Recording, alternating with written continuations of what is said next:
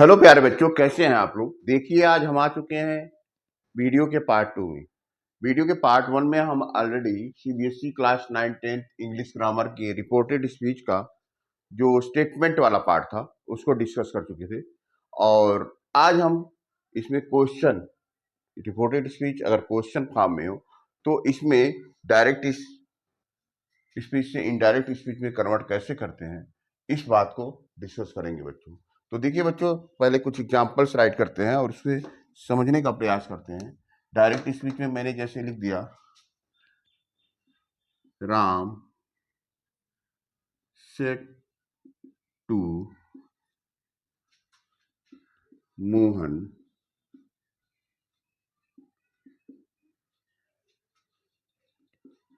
Is he going to school. ठीक है ना। या एक और टाइप से क्वेश्चन होते हैं, उसको भी राइट कर लेते हैं। यहाँ पे अभी हम इसको डायरेक्ट को इनडायरेक्ट में बदलेंगे। Ram said to Aman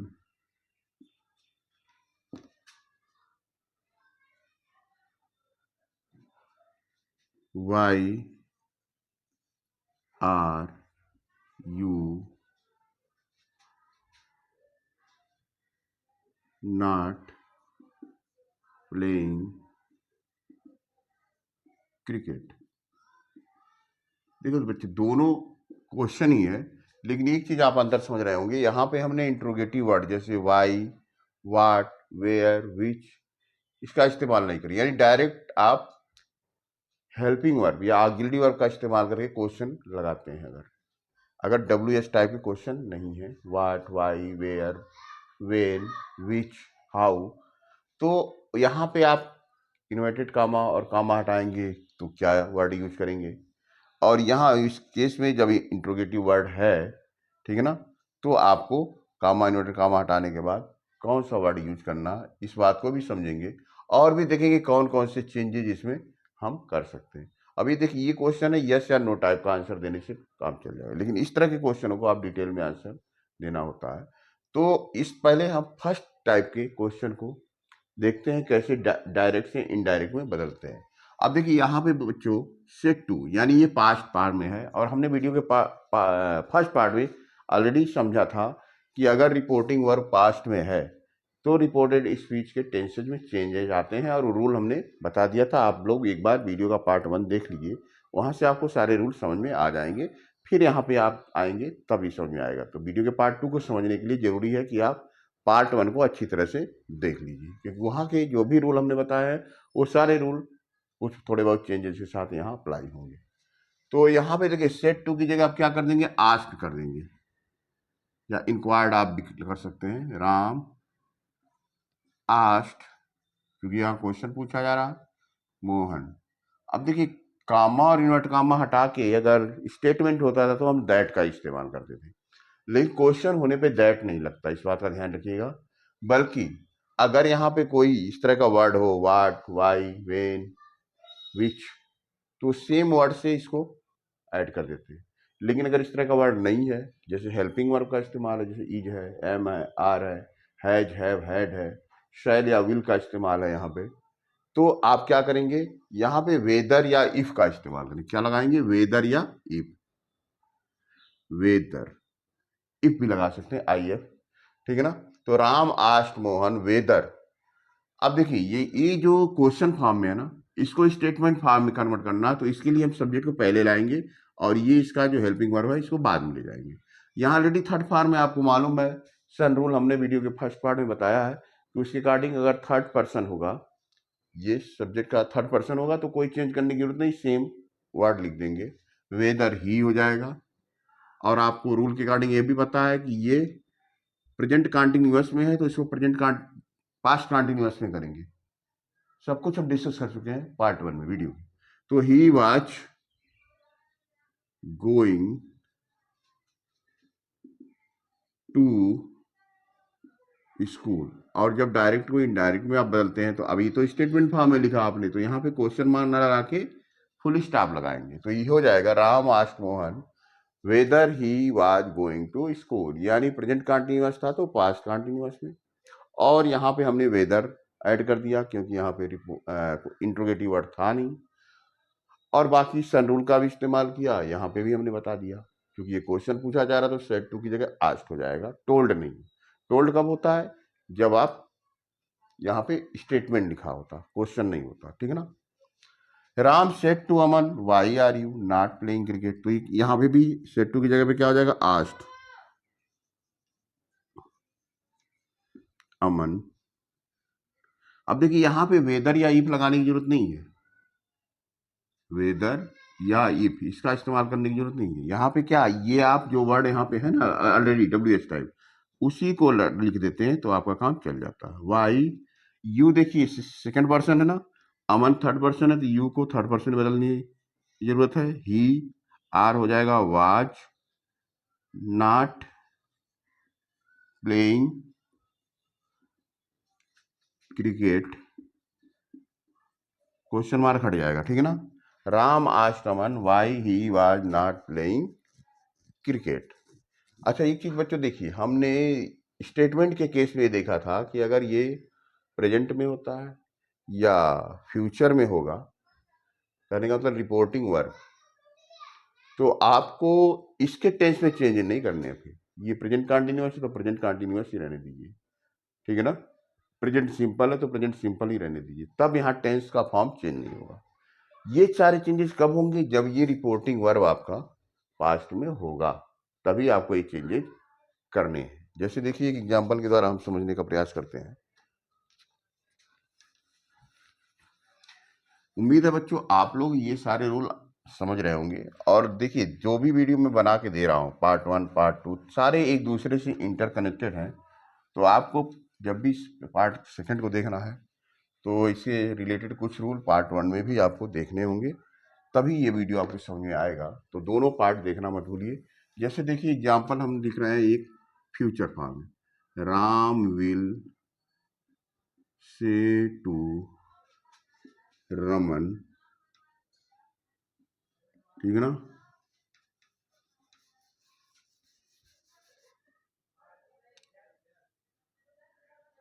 you are, नहीं क्वेश्चन लिखना है तो क्वेश्चन बनाइए, आर यू रीडिंग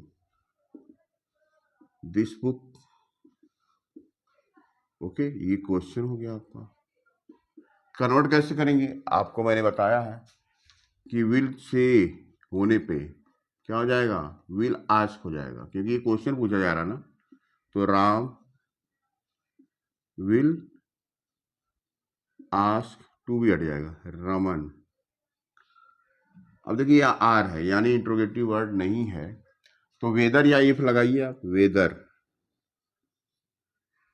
यू क्या क्या हो जाएगा? ही। अब देखिए यहाँ टेंस नहीं बदलेगा बच्चों क्योंकि ये फ्यूचर में है।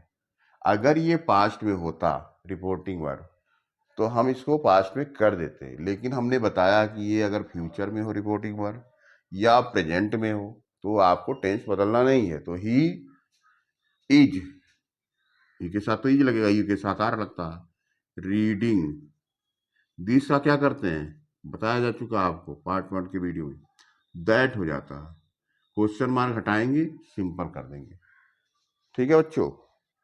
तो इस तरह से हम समझ रहे हैं कि आपको जो क्वेश्चन है उसको क्या करना पड़ेगा, स्टेटमेंट में कन्वर्ट करना पड़ेगा।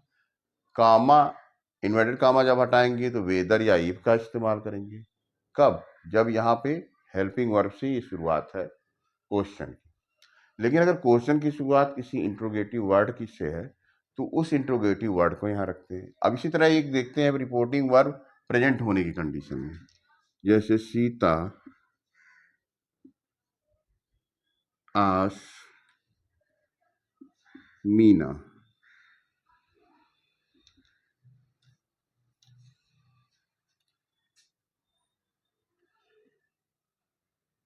इज या सीता आस Meena have you done your homework. Okay, question mark लगाइए, इन्वर्ट कामा क्लोज कीजिए। अब देखो यहाँ ऑलरेडी आस्क है तो इसको चेंज करनी है। अगर यहाँ पे से होता तो आस्क करते, ऑलरेडी आस्क है तो वही लिखिए same, Sita us Meena.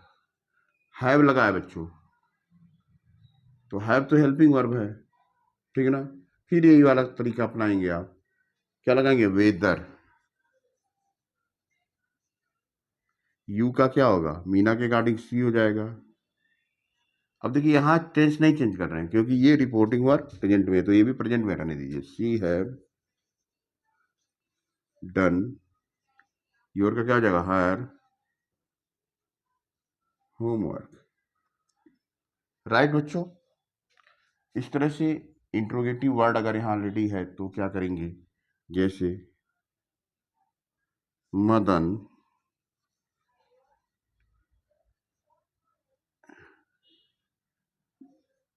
Tales to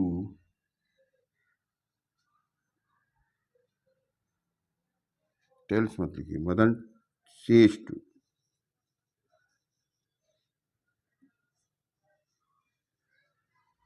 Murli where are you going today, question mark. तो अब बताइए यहाँ पे सेज टू की जगह पे क्या हो जाएगा, टेल्स हो जाएगा। Madan tells to Murali. याद देखिए यहाँ पे अब हेल्पिंग वर्ब नहीं है, यहाँ पे ऑलरेडी डब्ल्यू एस टाइप का इंट्रोगेटिव वर्ड है तो यही वर्ड यूज करेंगे। फिर वेदर या इफ लगाने की जरूरत नहीं है। वेयर यू का क्या हो जाएगा, ही, ठीक है ना। अब ये प्रेजेंट में ही रहेगा, ही इज गोइंग, ठीक है ना। दैट टुडे का क्या हो जाएगा, that day. Madan tells Murli where he is going that day. तो बच्चों हम समझ रहे हैं कि आपको अब थोड़ा थोड़ा ये चीज़ें समझ में आ रही होंगी कि अगर यहाँ पे इंट्रोगेटिव वर्ड है तो रिपोर्टेड स्पीच को कैसे इनडायरेक्ट बनाते समय क्या क्या चेंजेस इसमें करनी चाहिए। इसमें देखिए अगर रिपोर्टिंग वर्ब पास्ट में है तो जैसा कि वीडियो के पार्ट 1 में हमने सारे रूल को डिस्कस किया है कि प्रेजेंट इंडिफिनिट होने पे पास्ट इंडिफिनिट, प्रेजेंट कंटिन्यूअस होने पे पास्ट कंटिन्यूअस, प्रेजेंट परफेक्ट होने पे past perfect, present perfect continuous होने पे पास्ट परफेक्ट कंटिन्यूअस फॉर्म में चेंज करते हैं। ऑलरेडी पास्ट इंडिफिनिट में है तो पास्ट परफेक्ट में कर दीजिए, पास्ट कंटिन्यूअस है तो पास्ट परफेक्ट कंटिन्यूअस कर दीजिए। पास्ट परफेक्ट और पास्ट परफेक्ट कंटिन्यूअस की कंडीशन में चेंज नहीं करना है।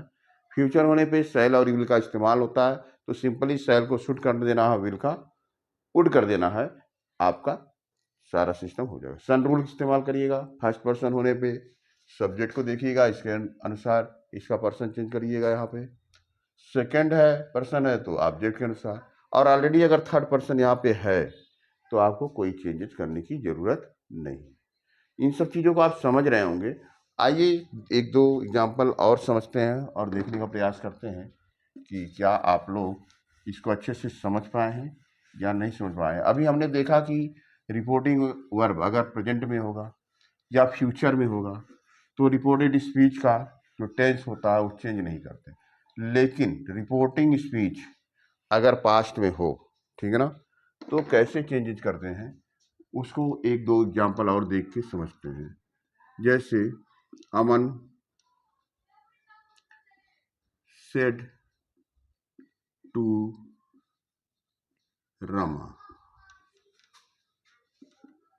Y are you not going to school, question mark लगाइए, इन्वर्ट कामा क्लोज कर दीजिए। तो बच्चों अब आप बताइए क्या हो सकता है। आपको ऑलरेडी पता है, पहले सेट टू का क्या करेंगे, आस्क। अमन आस्क्ड रमा। कामा इन्वर्ट कामा हटेगा बच्चों, लेकिन हमने कहा है स्टेटमेंट होने पे ही दैट का फॉर्म यूज करते हैं, दैट का इस्तेमाल यहाँ नहीं होगा। यहाँ पे वाई ऑलरेडी है तो वाई ही रख देते हैं। वाई नहीं होता तो आर से स्टार्ट होता, अगर question are you not going to school तो वेदर या इफ का इस्तेमाल करते हैं। तो यहाँ पे वाई ही रखने की जरूरत है, वाई। अच्छा ये देखिए रिपोर्टिंग वर्ब क्या है, पास्ट में है, तो ऑलरेडी रूल को हमने डिस्कस किया है। तो अगर ये आर है तो क्या हो जाएगा, आर गोइंग, यानी प्रेजेंट कंटिन्यूअस में है तो इसको पास्ट कंटिन्यूअस में बदलेंगे। वाई पहले ही सब्जेक्ट को लिखिए, क्योंकि इसको क्वेश्चन को स्टेटमेंट में बदलने के लिए सब्जेक्ट को पहले लाएंगे, वर्ब को चाहे वो हेल्पिंग वर्ब हो या मेन वर्ब हो उसको बाद में ले जाएंगे। यू का क्या हो जाएगा, रमा के लिए यूज होगा सी, वाज, सी के साथ तो वाज लगा, यू के साथ आर, सी के साथ पास्ट में जाएंगे तो was, why C was not going to school. उम्मीद है बच्चों ये आप काफी आसानी से समझ पाए होंगे, ठीक है ना। इस तरह से the teacher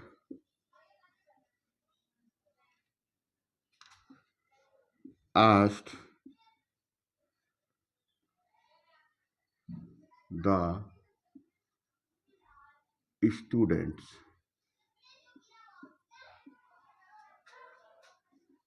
who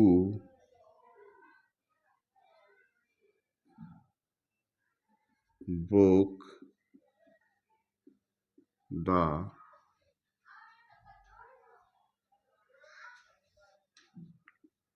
glass।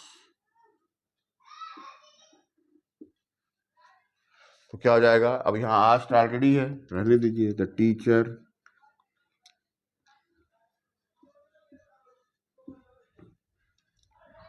Asked the student who से जोड़ेंगे, हु। अब देखिए यहाँ पास्ट इंडिफिनिट है बच्चों, पास्ट परफेक्ट बनाएंगे, ठीक है ना। Who had broken the glass. समझ पा रहे होंगे आप। इस तरह से हम देख रहे हैं कि क्वेश्चन अगर है, दो टाइप के क्वेश्चन होते हैं। एक देखिए अगर मान लीजिए इंट्रोगेटिव वर्ड नहीं है, जैसे the principal said to Pune why you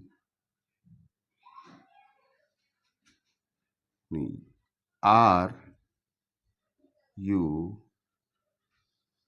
not ringing the bell timely। ये क्वेश्चन हो गया। इसको बदल के देखते हैं बच्चों। तो the principal asked peon, the principal asked peon. अब क्या लगाएंगे, देखिए आर है, why what which when W S type का इंट्रोगेटिव वर्ड या हाउ ये सब नहीं है, तो आपको पहले बता चुके हैं, या तो वेदर लगा दीजिए या इफ, आई एफ इफ का इस्तेमाल कर दीजिए। Whether he was not ringing the bell timely. तो बच्चों देखिए जो मेन रूल थे इसको हम लोगों ने समझ लिया, और हम समझते हैं कि आप अब जो भी रूल्स हैं, मतलब इंट्रोगेटिव से, अगर इंट्रोगेटिव डायरेक्ट स्पीच में है तो इनडायरेक्ट स्पीच में बदलने के लिए क्या क्या चेंजेज आपको करने हैं आपने अच्छे से समझ लिया होगा। अब जो एक्सरसाइजेज आपके बुक से दिए हुए हैं, जो भी रूल हमने यहाँ बताए उस रूल को इम्प्लीमेंट करते हुए उनको कन्वर्ट कर दिए। मुझे उम्मीद है कि आप अच्छे से डायरेक्ट स्पीच से इनडायरेक्ट स्पीच में कन्वर्ट कर पाएंगे। तो इसके आगे हमको बच्चों देखिए इम्परेटिव सेंटेंस को भी पढ़ना है। तो वीडियो के पार्ट 1 में हमने जो स्टेटमेंट था उसके सारे रूल को देखा। उसके बाद हमने यहाँ पे क्वेश्चन दो फॉर्म में जो है, एक तो हेल्पिंग वर्ड से स्टार्ट है, एक इंट्रोगेटिव वर्ड से स्टार्ट है। दोनों केसेज में दैट ना लगा के दैट की जगह क्या इस्तेमाल करते हैं वो आपको बताया। साथ ही ये भी हमने आपको बताया कि प्रेजेंट और फ्यूचर होने पे रिपोर्टेड स्पीच के टेंस में चेंजेस मत करिएगा, सन रूल बताया हमने। और भी कुछ चेंजेस जो होते हैं उसको हमने बताया कि कैसे रिपोर्टेड स्पीच जो कि क्वेश्चन में है इनडायरेक्ट में सिंपल सेंटेंस में कन्वर्ट कर देते हैं। उम्मीद है आप लोग इसको समझ रहे होंगे। प्रैक्टिस करते रहिए, जरूर आप डायरेक्ट से इनडायरेक्ट में बनाने में सफल होंगे। और बाकी जो पार्ट है यानी इम्परेटिव सेंटेंस वाला पार्ट वो भी हम जल्द लेके आएंगे, लेकिन तब तक आप इसको प्रैक्टिस करते रहिए। उम्मीद है आप लोग मेरे जो पढ़ाने का तरीका है, समझाने का जो तरीका है, उससे कम्युनिकेट हो पा रहे होंगे। और बस आप लोगों से उम्मीद यही करते हैं कि लगातार वीडियो को वॉच करते रहिए, शेयर करिए, कमेंट करिए, सब्सक्राइब करना मत भूलिए, ताकि हमारा मोटिवेशन होता रहे और हम आपके लिए इसी तरह से अच्छे वीडियो और अच्छे तरीके से बना के आपको लाते रहें, आपको गाइड करते रहें। ओके बच्चे, ओ बाय बाय।